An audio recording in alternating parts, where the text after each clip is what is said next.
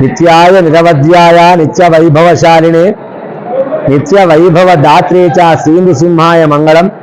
ప్రియ భగవద్బంధులరా, శ్రీ లక్ష్మీ నృసింహస్వామి వారికి దివ్యక్షేత్రంలో అత్యంత వైభవపేతంగా నవాన్నిక బ్రహ్మోత్సవములు వైభవంగా నిర్వహించుకోవడం జరుగుతుంది. ఈరోజు 6వ రోజు ఉదయం జగన్మోహిని అవతారంలో అమ్మవారి రూపంలో స్వామివారు పురవీధులలో ఊరేగి భక్తులందరూ కూడా దర్శింపచేశారు. ఈ జగత్తునే మోహింపజేసిన అవతారమే ఈ జగన్మోహిని అవతారం. దుష్ట శిక్షణార్థమై ఎప్పుడెప్పుడు ఏ విధంగా రావాలో ఆ భగవంతుని యొక్క లీలా విభూతిది.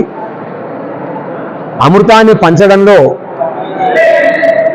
భగవంతుడు దేవతలను రక్షించడం కొరకై అమృతాన్ని తీసుకొని పంచే విధంగా వచ్చిన అవతారం ఈ జగన్మోహిని అవతారం. ఆ విధంగా స్వామివారు ఈరోజు మనకు దర్శనమిచ్చారు. ఈ జగత్తంతా కూడా ఒక మిథ్య, ఈ శరీరం కూడా ఒక మిథ్య లాంటిదే అని చెప్పడమే దీని యొక్క సారాంశము. శాశ్వతమైనటువంటిది భగవద్ అనుగ్రహము. ఇక్కడ లభించేటువంటి అన్నీ కూడా తాత్కాలికమైనటువంటి ఆనందమే. శాశ్వతమైన ఆనందాన్ని అనుభవించండి అని చెప్పడమే ఈ యొక్క అవతార లక్ష్యం. అందుకొరకే భగవంతుడు మనం అందరినీ కూడా ఈరోజు అనుగ్రహించి మనమందరం కూడా ఆ భగవన్ నామస్మరణ చేయడమే ముక్తికి మోక్షానికి మార్గంగా మనకు చెప్పారు. అలాంటి అవతారాన్ని ధరించాం. సాయంకాలము ఎదుర్కోలు మహోత్సవం, స్వామి అమ్మవారి యొక్క ఎదుర్కోలు మహోత్సవంలో అధిక సంఖ్యలో భక్తులందరూ కూడా పాల్గొంటారు.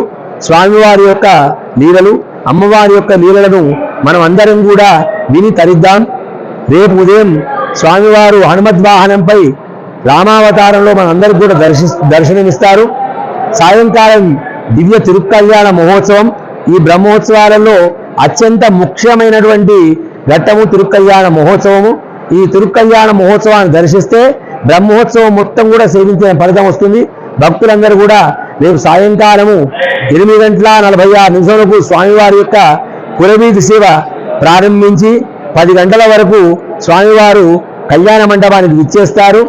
ఇట్టి కళ్యాణ మహోత్సవం సింహలగ్నంలో ప్రారంభమై మధ్యరాత్రి 12 గంటల వరకు ఈ యొక్క కార్యక్రమాన్ని నిర్వహించడం జరుగుతుంది.